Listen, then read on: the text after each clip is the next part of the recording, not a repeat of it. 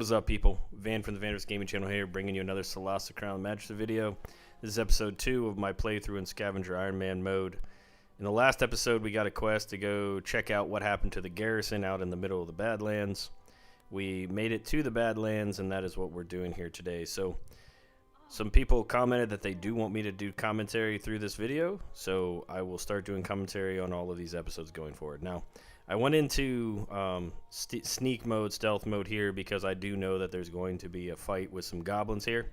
So I wanted to be able to get a surprise attack on them. You notice that the little red eye appears on one of the goblins. That means that they're starting to see you. And if your party is moving and not stopping before they see you, you won't get a surprise attack. So it's good to try and stop your movement and get an ability off, because if one of your players gets an ability off, then your whole team usually can get a surprise attack round.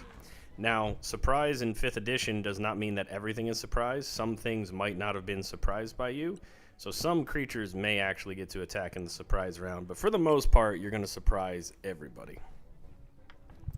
So in this combat, these are pretty good. There's a lot of the goblins that you can't see at this point, and so we're just kind of killing the ones we can see, and then as we fight through here, the other goblins are going to start dropping down from up top out of the darkness.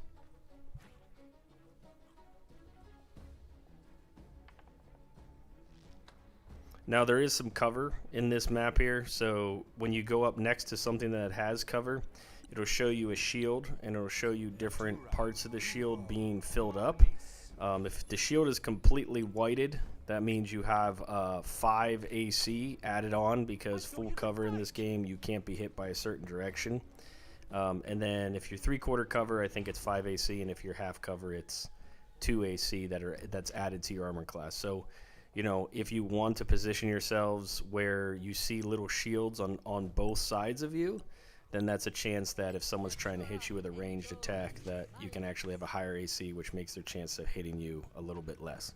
Also in this game, you got to be careful on distance.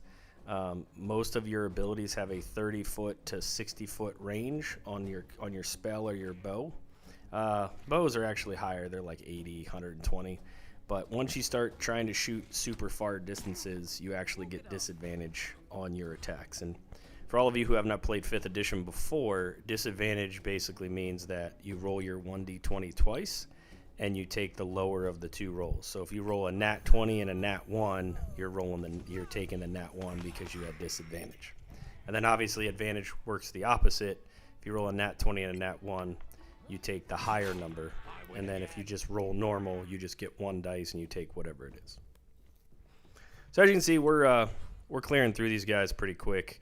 I'm not burning too much of my abilities at this point in my spell slots, because I know there's another fight coming up, actually 2 more fights coming up before we have the ability to rest.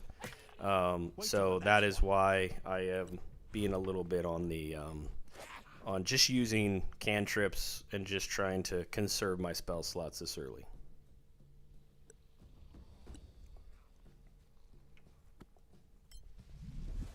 So I'm using my druid to change into a form, because with a wild shape on a druid, unless you're actually playing 5th edition, you have to use your action to wild shape.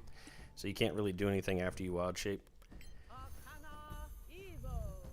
Now, this is my favorite spell, to be honest with you. That's Magic Missile. In 5th edition D&D, Magic Missile, especially in Solasta, it's a guaranteed hit.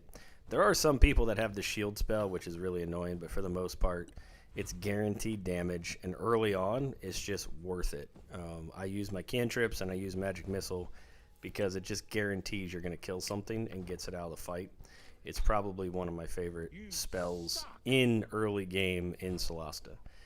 And also, you will learn the ability to create Magic Missile scrolls. I highly recommend trying to buy the actual items to get those, because being able to use a Magic Missile scroll when you're out of spell slots is real good.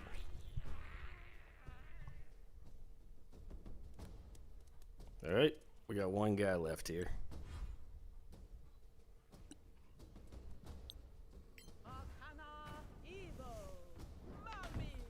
Oh, that was terrible.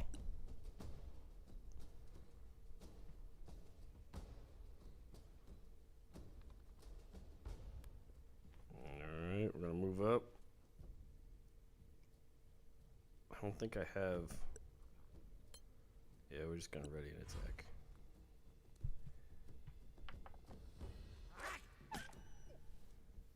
So good thing about Wild Shape, for all of you who've never played 5th edition before, is you gain the hit points of your wolf. So you actually gain temporary hit points almost, because once your wolf form is destroyed, then you go back to your normal form. So a lot of times I don't like to switch into Wild Shape because you usually don't do some great damage, but early on in wolf form you can do some pretty decent damage, and if you take damage it just kills your wolf form and then you revert back to your other form and you still have hit points remaining. Alright, so Where do those goblins come from? Some hole in the mountain, I guess. So there you go. Where'd those goblins come from? Some hole in the mountain. There's a goblin camp nearby, and that's what we're going to go to next. That's why I kind of conserved all of my abilities, because I knew I was going into this fight coming up here. You don't have to loot anything that's on the ground. There's something that you'll get to, which you saw with that gal in town, where after a certain amount of days, the scavengers will get it for you, and then you can just sell it all. It's really not worth picking up a whole bunch of garbage, because there's encumbrance in this game. And so when you're encumbered, it just has disadvantage on certain things, so I would just recommend leaving it on the ground. It's not worth it. And until you build your faction with some of the other factions at the town, you can't sell them for that good of gold anyway, so it's just a waste of carrying. Now, I did take a short rest here. It's super easy to short rest in this game. You just click on the little guy who looks like he's meditating right under your little map, your little compass map down below. And I did that to use my arcane recovery, get a spell slot back, get some hit points back, because I knew that I was going to come in here and do another fight. Now, you can see there's all these things hanging from the ceiling. If you want to, you can actually target them with a ranged attack or a spell attack, like a cantrip, and they will fall, and they will show you when they hit the ground the red square on where they're going to do damage. I don't really like to use them often. I mean, there are times where they work out pretty good, but in this particular case, just getting into a position while stealthing, getting all my ranged abilities going, and just starting to pick off everything with my first round is kind of what I'm going for here. So battle's going to start here. I get the opening surprise attack, and then even with advantage, you see, there you go, and then I should be able to take this guy out here.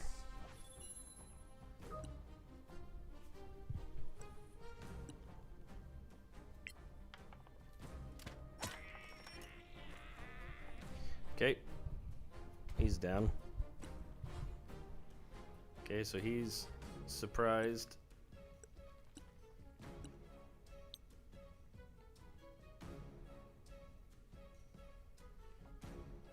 So as you can see, everything's pretty darn far away.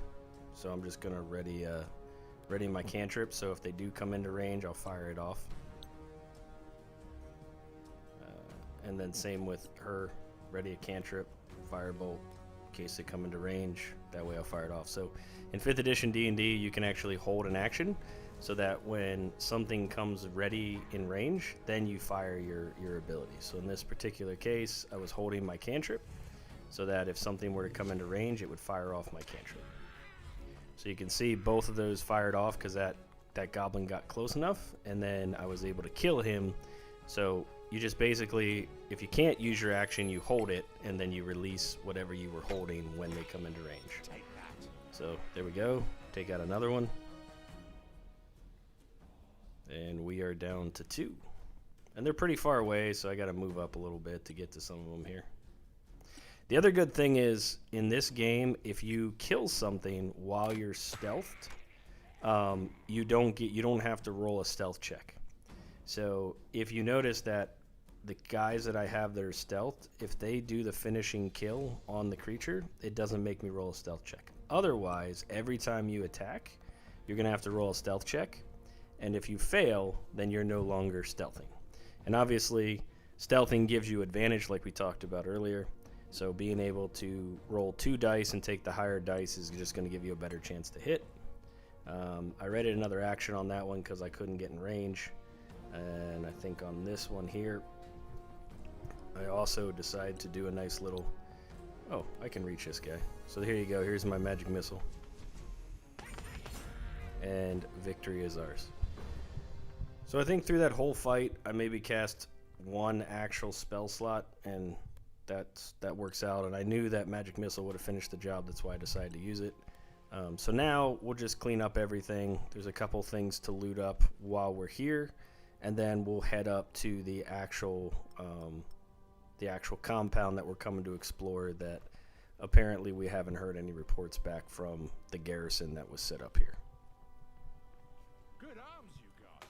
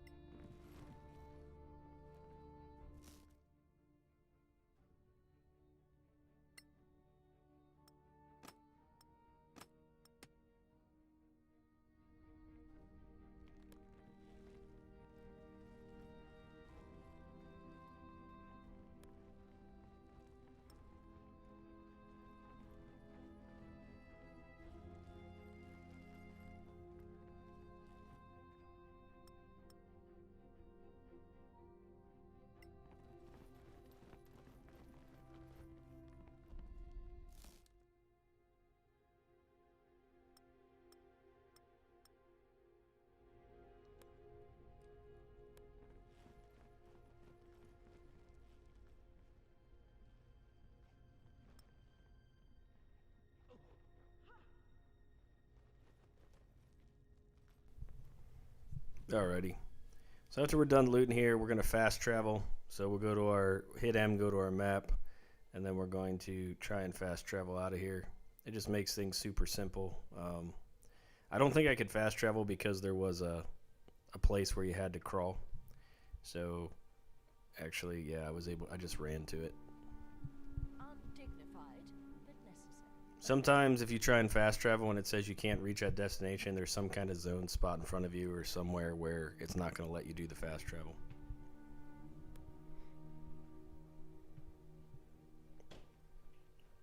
So this game keeps track of your ammo, so just make sure that when you do use some of your ranged weapons that you always pick up your ammo and put it back into your first and second ammo slot. Otherwise, you can easily run out of ammo, and that could really screw you in a certain fight. So loot up some junk. Now you do notice that I'm not picking up any rations. In order to take a long rest in this game, you need 4 rations. I like to play through Solasta with either a druid or a ranger, even a cleric that has the ability to create food, so that I don't need to pick up rations because they're super heavy. Where's the garrison? Dead or run away? Look, that tower, that's insane. Amazing! Classic Temarian architecture. I read about that, you know. It just ended up here after the cataclysm. Incredible. Anyway, we have a mission. Let's check the fortifications. Alright, so now before you head into the main town, there's going to be 2 chests that you can actually get to. I run with a druid or a cleric for the guidance spell. The reason why is, you know, getting to roll an extra 1d4 in ability checks really saves you, because if you fail an ability check in this game, then that character can't do it again. So what I like to do is, most of my characters all have a pretty decent dex. I like to give them, what you do is if one fails the ability check, you transfer the Thieves' Tools over to somebody else, and then they can go. So in 5th edition, you don't have to be proficient to use the item. You just are worse at it, right? Your proficiency bonus is added to your score if you're proficient in it. If you're not, it doesn't mean you can't try. So technically, if you have the Thieves' Tools, you can hand it to each of your 4 characters, and everybody can take a crack at it, and hopefully one of them will pass and open the chest. And that's where guidance really comes in handy, is you can cast it on everybody who's attempting to open the chest and give them an additional 1d4, which is really great. I've had instances where nobody has passed because it's a really high difficulty. And so I've always picked up knock on my wizard, and I usually keep it memorized if I have the spot, just in case I can't open it with Thieves' Tools. then I can always use the knock spell. So we're going to guide our ranger, who's kind of our main lock picker. And there you go. We're going to loot up this chest here.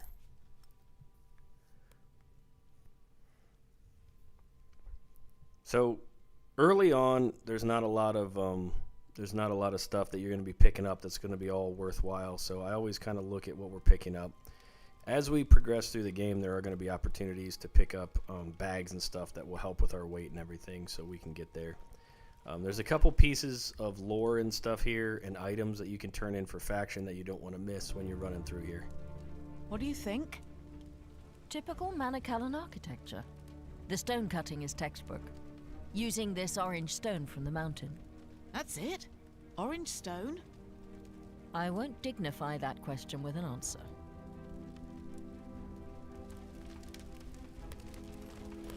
Alright, so we're sneaking up in here. We'll get close. There's definitely been fighting here. Why did we take this job again?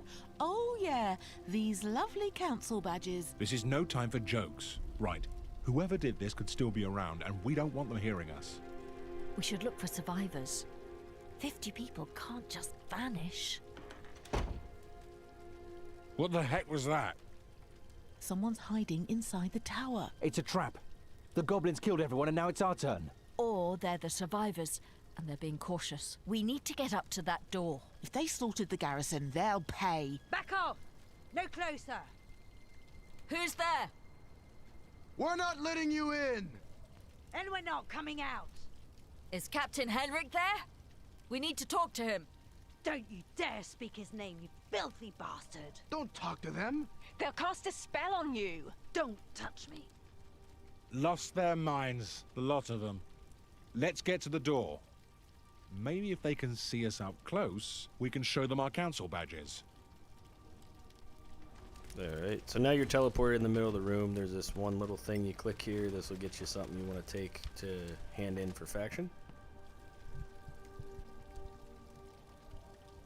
What's this? I think it was a minor gate. At its height, the Manicalan Empire had countless gates like this to magically travel through the Empire. I don't suppose it still works. Some say there are still functioning gates. And this plaque? Any value? Maybe. The Tower of Knowledge? Why not? Alright, so now you gotta climb up here. There's gonna be several traps that are gonna pop up that you're gonna need to disarm, or you're gonna fall through the floor and get hurt. And then in addition, the reason why I'm sneaking through this part is there will be an ambush here in a little bit that we're trying to prepare for.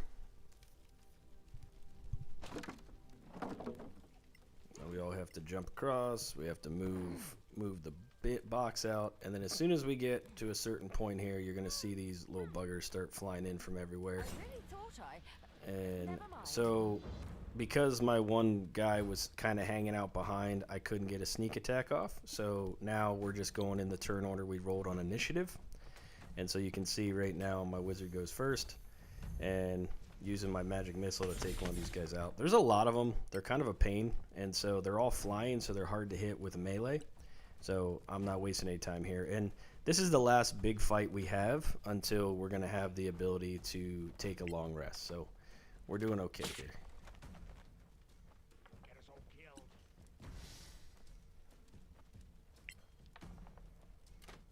So with my fighter there, I decided to use my action surge so I could take two range attacks to take another one out. I'm trying to kill as many as I can on my turn, so that they don't get into range and start beating me up pretty good. Like that. That hurts pretty good when you're this low level, only level 2.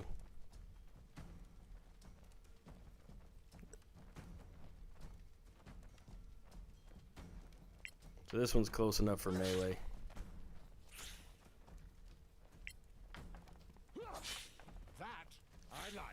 And they don't have a lot of hit points, so they die pretty quick.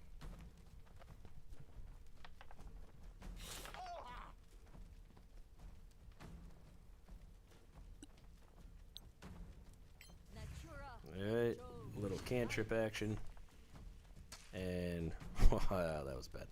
So I love Venom Spike. It's a pretty cool cantrip. It's not in 5th edition D&D. It's only in Solasta, but it's a nice attacking ability because Produce Flame in this game doesn't operate real well. Like, you make the light and then having to throw the light. It was a real pain in the butt, so I just never used it. I prefer Venom Spike.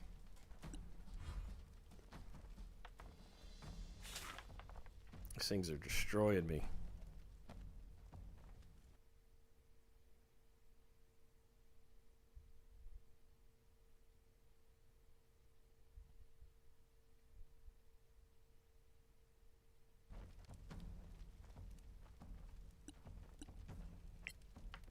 Alright. Ugh. Swing and a miss. Alright. And then there was one. Venom Spike. Hit him. Hey, and we're done. Alright. So now, once we get through all that, I'm not going to bother looting these things. We'll have to come back here eventually. Like, I'm not going to go out of my way. Like, if it's there, I'll loot it. If not, no big deal. So we got to move some more boxes, and now there's some other traps we got to contend with. You already saw the one that illuminated itself higher up when we walked past. So we're going to get up to this tower, and we're going to talk to these crazy fools that don't want to let us in. There's a trap.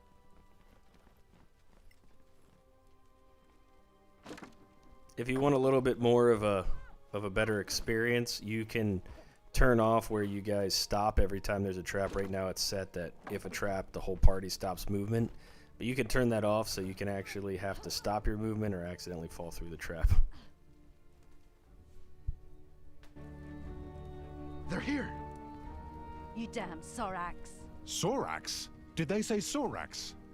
Oh, they spotted it. We're shapeshifters from another world. Guess we'll have to all go home now. You bastards took the captain, but you won't take us. Don't talk to them.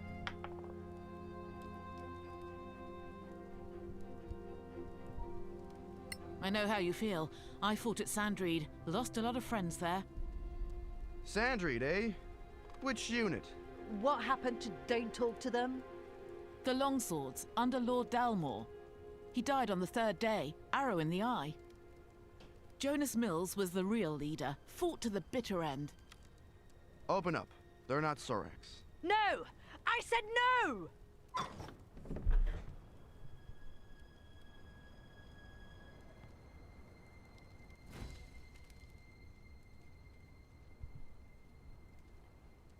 Thank you for letting us in. Don't thank me. So you really believed you were attacked by Sorax? Man-sized lizards who speak? Oh yeah. They're real. But we found no corpses, nothing. We know. They took all the bodies. Ours and theirs. So no one can prove they exist. You realize, of course, how improbable that sounds.